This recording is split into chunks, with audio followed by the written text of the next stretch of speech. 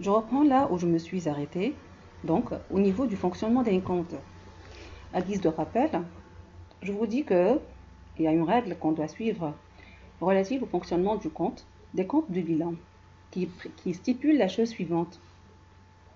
Les comptes du bilan augmentent du côté où ils sont inscrits au bilan. Alors, l'autre fois, j'ai parlé des actifs, maintenant je vais traiter tout ce qui est capitaux propres et passifs. Les comptes de capitaux propres et passifs sont inscrits du côté droit du bilan, qu'on a appelé auparavant les ressources. Donc, selon cette règle, les comptes de capitaux propres et passifs ils vont augmenter du côté crédit. Exemple d'augmentation de poste de passif, par exemple, naissance d'une dette fournisseur. Donc, j'ai acquis une marchandise à crédit. Donc, dans ce cas, je vais utiliser le compte fournisseur d'exploitation. Le compte fournisseur d'exploitation, c'est un compte de passif. Il est inscrit à droite du bilan, donc il va augmenter à droite au niveau de son compte, soit le côté droit, la partie crédit. Donc, les augmentations du compte fournisseur aura lieu du côté crédit. Maintenant, un autre exemple. J'ai réglé la dette envers le fournisseur, c'est-à-dire je vais payer de l'argent au fournisseur ou bien je vais lui donner un chèque pour paiement. La dette fournisseur va diminuer. Donc, puisque le compte fournisseur, il augmente du côté droit, donc les diminutions seront portées au débit.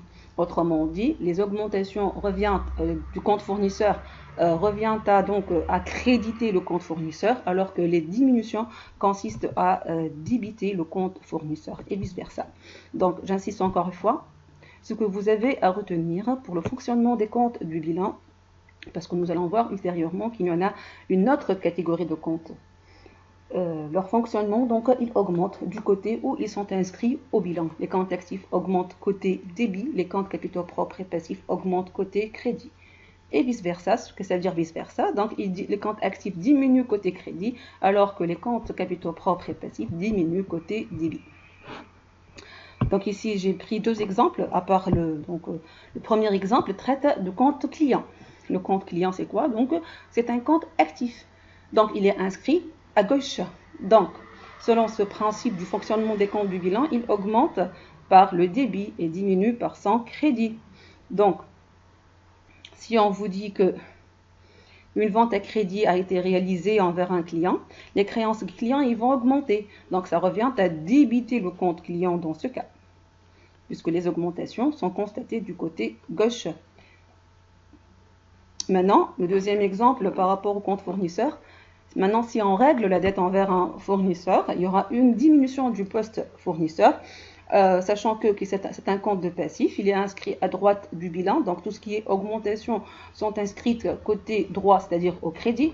Pour cet exemple, les diminutions seront constatées côté débit, donc ça revient à débiter le compte fournisseur dans ce cas. Un troisième exemple maintenant un peu différent, c'est pour voir le fonctionnement de la caisse. Le compte caisse, alors un petit rappel, c'est un compte d'actifs courants. Il se situe en bas du bilan à gauche. C'est le dernier élément, donc des rubriques du bilan, liquidité équivalent de liquidité. Voici quelques transactions qui ont été effectuées, donc, ou bien portées sur le compte caisse. Alors, avoir en caisse pour 300 dinars au début de la période. Qu'est-ce que ça veut dire avoir en caisse au début de période pour 300 dinars? C'est-à-dire, si je prends le début du mois ou bien le début de l'année, nous avons mis de l'argent dans la caisse pour 300 dinars. Donc, vous allez voir ça ultérieurement. Ça s'appelle le solde initial. Chaque compte de bilan qui est utilisé à maintes reprises aura nécessairement un solde initial. Donc ça représente la situation initiale du compte caisse avant toute opération. Okay? Ça s'appelle le solde initial de la caisse. Donc la première opération ici consiste à alimenter la caisse, à mettre de l'argent dans la caisse pour 300 dinars. La deuxième opération consiste à l'achat de marchandises au comptant. Au comptant, donc ça renvoie à la caisse, par opposition à crédit qui renvoie aux dettes fournisseurs. Au comptant, donc j'ai pris de l'argent de la caisse pour payer l'acquisition en question.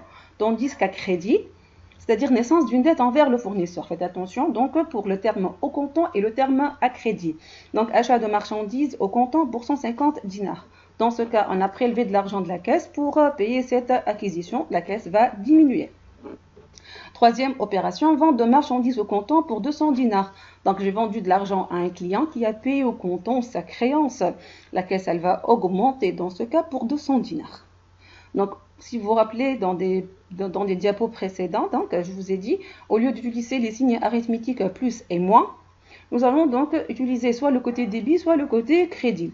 Quatrième opération, un client règle en espèces 55 dinars. Donc ici, une créance client qui va diminuer. En contrepartie, il y aura augmentation de la caisse. Et enfin, achat de marchandises à crédit pour 300 dinars. J'ai acheté des stocks de marchandises, mais naissance d'une dette fournisseur, la caisse n'est pas concernée par cette opération et de ce fait, elle ne sera pas mouvementée. Si je procède à une petite analyse avant donc de passer à la solution, les avoirs en caisse, et la vente de marchandises. Et puis la quatrième opération relative au règlement du client, ce sont des augmentations de la caisse. Tandis que la deuxième opération, qui consiste à un paiement de l'acquisition des stocks de marchandises pour 150 dinars, constitue une diminution. Donc seule la deuxième opération constitue une diminution de la caisse, alors que les trois autres constituent une augmentation de la caisse. Alors, un petit rappel, la caisse est un compte d'actifs, il augmente du côté où il est inscrit au bilan, soit le côté gauche. Le côté gauche s'appelle débit. Dans ce cas, on aura à débiter la caisse pour 3 opérations et la créditer parce que les diminutions dans ce cas seront portées au crédit et donc la créditer une seule fois lors de l'acquisition de marchandises au comptant, soit la deuxième opération. Voici donc la solution. Donc là, on vous dit qu'il s'agit d'un compte actif. Donc il augmente quand les points de suspension ici. Vous allez mettre au débit. Alors, et diminue de quel côté? Donc, diminue de côté crédit, comme ça se voit ici. Le débit, c'est pour les augmentations. Pourquoi? Parce que c'est un compte actif. Alors que les diminutions, c'est du côté droit, soit le côté crédit. Voici donc l'ordre des opérations. Ça, on l'appelle le solde initial, 300 dinars. Les avoirs en caisse en début de période, ça s'appelle le solde initial. Et puis l'acquisition au comptant, ça consiste en une diminution de la caisse, soit donc nous devons créditer le compte caisse, puisqu'il s'agit d'une diminution. Et puis la vente au comptant et le règlement de la créance au comptant également, donc en espèces, il s'agit d'une augmentation de la caisse, donc ça revient à débiter le compte caisse. On a dit la dernière opération, puisqu'il s'agit d'une acquisition à crédit, le compte caisse il n'est pas mouvementé suite à cette opération.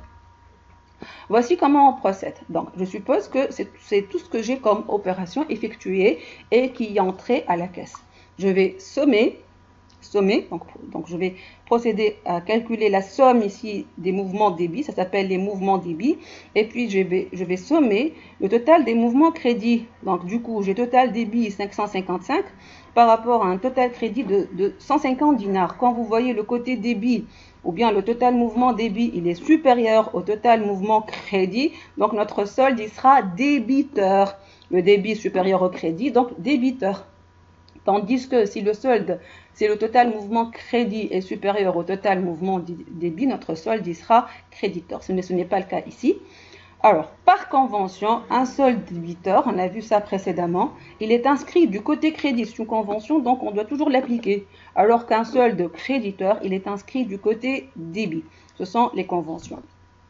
Il y a une remarque importante ici à laquelle vous devez faire attention. Le compte caisse ne peut être que soit débiteur, soit soldé. On ne peut pas se trouver dans une situation où le compte caisse est créditeur. Le compte caisse est débiteur, ceci implique que j'ai de l'argent dans la caisse. Je ne peux pas dire que j'ai moins 500 dinars dans la caisse. C'est insensé. C'est inconcevable. Donc si jamais vous vous retrouvez dans une situation où votre caisse est créditrice, ça veut dire que vous avez commis une erreur quelque part. On passe maintenant au principe de la partie double, qui stipule que toute opération entraîne à la fois un emploi et une ressource. Qu'est-ce que ça veut dire? Je vais analyser deux opérations distinctes pour expliquer cette notion de partie double. Alors, l'alimentation de la caisse par retrait de la banque pour 1000 dinars. Qu'est-ce que j'ai fait? J'ai retiré de l'argent de mon compte bancaire. Donc, mon compte bancaire, il va diminuer. En contrepartie, j'ai alimenté la caisse qui va augmenter. Le compte caisse, c'est un compte de quoi? C'est un compte actif. Il augmente par son débit. Donc, ici, l'augmentation à son débit. Également, le compte banque, c'est un compte actif. Il augmente par son débit et diminue dans notre cas par son crédit. Donc ici, la ressource, c'est la banque. J'avais de l'argent dans la banque que j'ai utilisé pour alimenter la caisse. C'est l'emploi qui en est fait. Maintenant, la deuxième opération, j'ai acheté un ordinateur pour 2500 dinars à crédit. À crédit, qu'est-ce que ça veut dire? Naissance d'une dette ici envers un fournisseur d'immobilisation. Ce n'est pas un fournisseur d'exploitation parce que j'ai acquis un équipement, une immobilisation. Alors, comment je vais analyser cette opération? J'ai eu un emploi ici, un poste actif, actif non courant, immobilisation corporelle. Les équipements donc ont augmenté, les comptes actifs augmentent par leur débit. Et naissance d'une dette, les comptes capitaux propres et passifs augmentent par leur crédit. Donc la ressource ici, c'est la naissance du dette fournisseur. L'emploi ici, c'est l'acquisition des équipements, des immobilisations. Donc vous voyez ici, dans le premier cas, augmentation d'un compte actif qui est la caisse portée au débit par la diminution d'un compte actif qui sera porté au crédit. À tout emploi correspond une ressource. L'augmentation d'un compte actif donc, qui a été débité par l'augmentation également d'un compte passif courant en créditant le compte fournisseur d'immobilisation. Ainsi, quand vous voyez, les emplois sont toujours portés au débit alors que les ressources, ce sont deux ressources et deux emplois. Les emplois sont toujours portés au débit alors que les ressources seront toujours portées au crédit. À chaque emploi, il existe toujours une ressource, mais pas n'importe quelle ressource, elle devra être du même montant. Ici, je vais débiter la caisse pour 1000 dinars et créditer la banque pour 1000 dinars également. Dans le deuxième exemple, je vais débiter le compte équipement pour 2500 dinars et je vais créditer le compte fournisseur qui est dans ce cas une augmentation, faites attention, pour 2500 dinars également. Donc, à tout emploi correspond une ressource d'un montant égal. Voici donc la suite du principe de la partie double. Chaque opération, elle fait varier au moins deux comptes. En même temps, deux ou plusieurs comptes actifs. L'opération de tout à l'heure, l'alimentation de la caisse à partir de la banque. Donc deux comptes actifs. Ou bien deux ou plusieurs comptes de passifs. Deux ou plusieurs comptes de passifs. Je vous donne un exemple. Le fournisseur qui est devenu donc associé dans la société. Donc je vais diminuer la dette fournisseur et augmenter le compte capital social. Et troisième cas de figure, un ou plusieurs comptes d'actifs par rapport à un ou plusieurs comptes de passifs, tel que le deuxième exemple, j'ai acheté des équipements de bureau et naissance d'une dette fournisseur. Donc un compte actif par rapport et un compte de passif.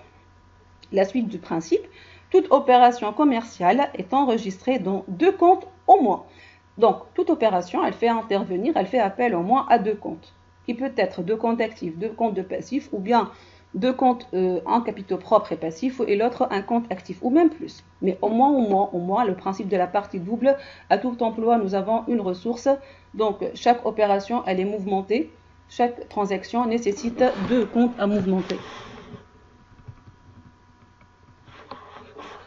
Donc, on vous dit, un ou plusieurs comptes sont débités et un ou plusieurs comptes sont crédités. Et la somme des mouvements débits sera égale à la somme des mouvements crédits. Donc, j'ai mouvementé la caisse pour 1000 dinars, le compte banque, il est mouvementé pour 1000 dinars. J'ai débité le compte équipement de bureau pour 1000 dinars. Je crédite le compte fournisseur d'immobilisation suite à la naissance d'une dette pour 1000 dinars. Voici donc tout ce qui a trait au principe de la partie double. Je vais m'arrêter là parce qu'il y aura cette différenciation pour les comptes que je vais développer dans la prochaine vidéo. Merci pour votre attention.